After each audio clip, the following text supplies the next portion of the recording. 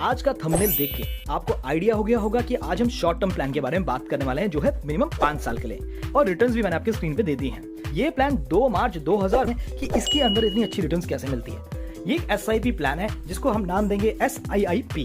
SIIP काम कैसे करता है, इसके अंदर कितने तरीके के फंड्स होते हैं, कौन से फंड के अंदर आपको 15% तक का रिटर्न मिल सकता है, कैलकुलेशन भी करेंगे 8% वाली रिटर्न की और 15% वाली रिटर्न की भी। दोस्तों ये भी जानेंगे कि इस प्लान की एलिजिबिलिटी क्या है, और दोस्तों हम इस बारे में भी बात करेंगे कि इस व्यक्ति को ये प्लान लेना चाहिए। क्या होता है SIIP? ये वैसा ही है जैसे कि SIPs काम करती है। इसकी फुल फॉर्म क्या है? इसकी फुल फॉर्म है सिस्टमैटिक इन्वेस्टमेंट इंश्योरेंस प्लान। हमने यहाँ पर सिस्टमैटिक वर्ड क्यों बताया गया है? क्योंकि एक सिस्टम की तरह है। मैं ऐसा नहीं कहूंगा कि जब आपका मन करे आप इसमें इन्वेस्ट कीजिए, नहीं कीजिए, ऐसा नहीं है। ये एक सिस्टम है। सिस्टम क्या होता है? जैसे हम अपनी सेहत को स्वस्थ रखने के लिए, अपने आप को स्वस्थ रखने के लिए सवेरे जल्दी उठ के व्यायाम करते हैं, अच्छा भोजन खाते हैं, समय पे सो जाते हैं और पॉजिटिव मेंटलिटी की बुक्स पढ़ते हैं। तो दोस्तों ये एक सिस्टम है जो कहता है अगर आप ये सारी चीजें करोगे तो आप स्वस्थ रहोगे। क्यों? क्योंकि हम एक सिस्टम को फॉलो कर रहे हैं। तो दोस्तों हमने समझा SIIP क्या होता है। अब हम चलते हैं अपने दूसरे सवाल की तरफ। ये काम कैसे करता है? ये इन्वेस्टमेंट प्लान काम कैसे करता है? दोस्तों LIC आपके पैसे को इन्वेस्ट करती है। कहाँ इन्वेस्ट करती है? शेयर मार्केट्स में, गवर्नमेंट सिक्योरिटीज में, बॉन्ड्स में, और जो भी मुनाफा होता है वो आपके साथ बांट देती है। इस प्लान के अंदर आपको इन्वेस्टमेंट के साथ साथ इंश्योरेंस भी मिलेगा, जो कि SIP प्लान के अंदर और कहीं नहीं दिया जाता। आपने तो सुना ही होगा ना, लोग कहते हैं यार मैंने शेयर मार्केट में पैसे लगाए तो मुझे 10 से 15-20% तक का रिटर्न मिल गया है। सुनने में कितनी अच्छी बात लगती है ना। और वहीं पे कुछ लोग ऐसे भी हैं जो कहते हैं यार मैंने भी इन्वेस्ट किया था, रिटर्न्स तो छोड़ो, मेरी तो इन्वेस्टमेंट भी डूब गई है। तो मार्केट में हमें ये सुनने को भी मिलता है। देखिए हर कोई चाहता है कि सेफ खेले, अच्छा अर्न करे, लेकिन उसके लिए जरूरत होती है तो वो है जानकारी की। जैसे कहाँ इन्वेस्ट करना है, कौन सी कंपनी में करना है, क्या नई अपडेट आई है, ये सारी बातों का पता होना बहुत जरूरी है। इन शॉर्ट मैं कहूंगा कि आपको पूरी जानकारी होनी चाहिए उस कंपनी के बारे में जिसके शेयर्स आप खरीदने वाले हैं। वो कंपनी कल को कहाँ इन्वेस्ट कर रही है, वरना बहुत बड़ा नुकसान हो सकता है। दोस्तों कुल मिला के आपको जरूरत है जानकारी की, सब्र की और समय की, जो कि बड़ा ही मुश्किल हो जाता है एक बिजनेसमैन और एक जॉब करने वाले व्यक्ति के लिए इन सारी चीजों में टाइम देने के लिए। और इसलिए बताऊं ये इतना आसान नहीं है दोस्तों। बट LIC क्या करती है? आपके लिए एक फंड मैनेजर असाइन करती है। ये फंड मैनेजर कौन होता है? एक ऐसा व्यक्ति जिसे 10 से 15 साल का एक्सपीरियंस है कि कब किस फंड में स्विच करना है, कहाँ पैसा लगाना है, कहाँ से पैसा निकालना है। तो इसके आपके अलग से चार्जेस नहीं होते हैं, LIC आपको ये देती है। दोस्तों अब हम जानेंगे कि कितने तरह के फंड्स होते हैं। सबसे पहला होता है बॉन्ड फंड, उसके बाद होता है सिक्योर्ड फंड, तीसरे नंबर पे आता है बैलेंस फंड, और चौथे और आखिरी नंबर पे आता है ग्रोथ फंड। फिर से एक बार रिपीट कर देता हूं चारों फंड्स के बारे में। सबसे पहला है बॉन्ड फंड, उसके बाद सिक्योर्ड फंड, फिर बैलेंस फंड, उसके बाद है ग्रोथ फंड। चलिए दोस्तों तो जानते हैं किस फंड में हमें कितनी % की रिटर्न मिलती है और 15% का रिटर्न किस फंड में मिलता है। बॉन्ड फंड के अंदर हमें 8% का रिटर्न मिलता है दोस्तों। सिक्योर्ड फंड में हमें 10% का रिटर्न मिलता है दोस्तों।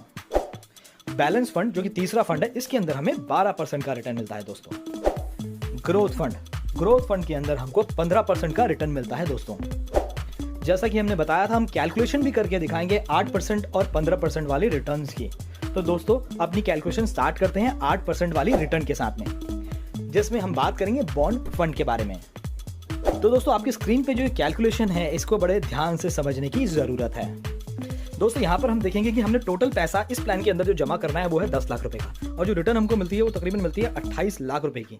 दोस्तों ये है बॉन्ड फंड की कैलकुलेशन आपकी स्क्रीन पे। जब हमने बात की थी शॉर्ट टर्म प्लान 5 साल वाले प्लान के बारे में, जब हमने बात की तो वो यही प्लान है। अभी हम 8% वाली कैलकुलेशन कर रहे हैं। यहाँ पर हम देखेंगे एक व्यक्ति जिसने प्लान लिया उसकी उम्र है 32 साल की, और इसके साथ हर साल उसकी उम्र बढ़ती चली जा रही है। ईयरली प्रीमियम की मैं बात करूँ तो 40,000 रुपए हर साल का उसको पे करना है, जितने साल के इस प्लान को लेना चाहता है। यहाँ पर हमें नेचुरल कवरेज भी मिलती है। आप मार्केट में कोई भी प्लान लेंगे SIP का तो आपको ये चीज तो मिलेंगे फ्यूचर इन्वेस्टमेंट वाले, लेकिन इंश्योरेंस नहीं मिलेगा। यहाँ पर आपको इंश्योरेंस भी साथ में दिया जाता है। पहले ही साल से 4 लाख रुपए का आपका लाइफ इंश्योरेंस चालू हो जाएगा, और वो 5 साल के बाद बढ़ने भी लगेगा। अच्छा, जब हमने बात की शॉर्ट टर्म प्लान के बारे में तो आप देखिए स्क्रीन पे यहाँ पर सरेंडर वैल्यू दी गई है। आप चाहो तो इसे 5 साल बाद, 6 साल बाद, 7 साल बाद कभी भी विड्रॉ कर सकते हो। तो मिनिमम ये प्लान 10 साल के लिए इजीली मिल जाता है, 10 लाख का इन्वेस्टमेंट प्लान के तौर पे मिल जाता है। मगर ऑप्शन दिया गया है कि आप इसे 5 साल या 6 साल के बाद में भी विड्रॉ कर सकते हैं। ये कैलकुलेशन 8% बॉन्ड फंड की है। अब मैं आपको 15% वाली कैलकुलेशन दूंगा, जिसमें कि आपको पता चलेगा कि कितना अच्छा रिटर्न आपको 5 से 6 साल के अंदर मिल जाता है दोस्तों। तो चलिए अगली कैलकुलेशन स्टार्ट करते हैं। दोस्तों यहाँ पर हम बात कर रहे हैं 15% रिटर्न कैसे मिलता है ग्रोथ फंड के बारे में। यहाँ भी सेम चीज है, एज दी गई है 32 साल का व्यक्ति है, हर साल एज बढ़ रही है, पूरे 25 साल की कैलकुलेशन स्क्रीन पे दे रखी है आपके। यहाँ पर भी आपने 10 लाख रुपए टोटल जमा करने होते हैं इन 25 सालों के अंदर, आपको जो रिटर्न मिलती है वो मिलती है 81 लाख रुपए की। ये 25 साल की कैलकुलेशन है। अच्छा, यहाँ पर आपका ईयरली प्रीमियम आ गया है, इस तरह आपकी नेचुरल कवरेज है, यहाँ पर आपका सरेंडर वैल्यू है। मान लीजिए किसी व्यक्ति ने कहा यार मुझे ना अभी इस प्लान की जरूरत नहीं है, मैं 5 साल बाद इसे विड्रॉ करना चाहता हूँ। मान लीजिए किसी व्यक्ति ने कहा मुझे 5 साल के बाद में ये प्लान से विड्रॉल लेना है, तो वो चाहे तो यहाँ से ये 3,27,000 रुपए का अमाउंट लेके जा सकता है। जबकि एक चीज और ध्यान रखनी है दोस्तों, इन 5 सालों में उसने कितना पैसा पे किया है, उसने जो पैसा पे किया है वो होता है तकरीबन 2 लाख रुपए जमा किए हैं और रिटर्न उसको मिलती है 3,32,000 रुपए की। राइट, इसी तरीके से आप चाहो तो इसे 8 साल में या 10 साल में, अगर इस प्लान के अंतर्गत वो व्यक्ति 10 साल में अपने पैसों को विड्रॉ कर लेता है तो भी वो व्यक्ति 9,23,000 रुपए रिटर्न लेके जाता है। ये दोनों टेबल मैंने आपकी स्क्रीन पे रख दी हैं, ये 15% वाली है, या 8% वाली है। आप इसको जब चाहो विड्रॉल कर सकते हो 5 साल के बाद में अपने पैसे को। आई होप दोस्तों आपको ये कैलकुलेशन समझ में आ गई होगी। अगर नहीं आई है तो मेरे कमेंट बॉक्स में मुझे मैसेज करके आप पूछ सकते हैं। दोस्तों अब हम बात करते हैं एलिजिबिलिटी क्या है इसके अंदर इन्वेस्ट करने की। चलिए सबसे पहले तो उम्र के बारे में, एज के बारे में बात करते हैं, किस एज का व्यक्ति इस प्लान को ले सकता है। देखिए, अगर कोई बच्चा अभी 90 दिनों का है तो वो इस प्लान को ले सकता है, यानी 0 साल के बच्चे से लेकर 55 साल के व्यक्ति तक ये प्लान लिया जा सकता है दोस्तों, जिसमें मिनिमम टर्म, जैसा मैंने बताया था, मिनिमम टर्म जो होती है वो 10 साल की होती है और मैक्सिमम 25 साल की होती है। मगर आप चाहो तो इसे 5 साल बाद भी सरेंडर करके अच्छा खासा रिटर्न कमा सकते हैं। मिनिमम कितना प्रीमियम पे करना पड़ेगा आपको और मैक्सिमम कितना, मैक्सिमम की तो खैर कोई लिमिट नहीं है, बट मिनिमम की बात करो तो साल के 40,000 रुपए तो आपको इसमें भुगतान करने ही है, और हाफ ईयरली, क्वार्टरली और मंथली आपकी स्क्रीन पे आ चुका है। दोस्तों इस प्लान के अंदर आप 5 साल बाद अपने मुनाफे का पैसा निकाल सकते हो, यानी कि जितना भी आपने इसमें बेनिफिट कमाया है वो 6 से 10 साल के बाद आप 20% निकाल सकते हो और बाकी आपकी स्क्रीन पे है। चलिए दोस्तों, तो अब ग्रेस पीरियड के बारे में भी बात कर लेते हैं। ग्रेस पीरियड कैसे काम करता है।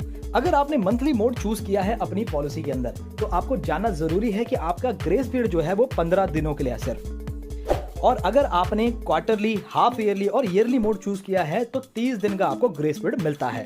सरेंडर के बारे में मैं ऑलरेडी आपको बता चुका हूं कि 5 साल बाद इस पॉलिसी के अंदर आप सरेंडर कर सकते हैं। टैक्स बेनिफिट जो प्रीमियम आप पे करेंगे वो 80C के अंदर आएगा, जो पैसा आपको मिलेगा वो 1010D के अंदर आएगा। दोस्तों अब सवाल ये आता है किसे इन्वेस्ट करना चाहिए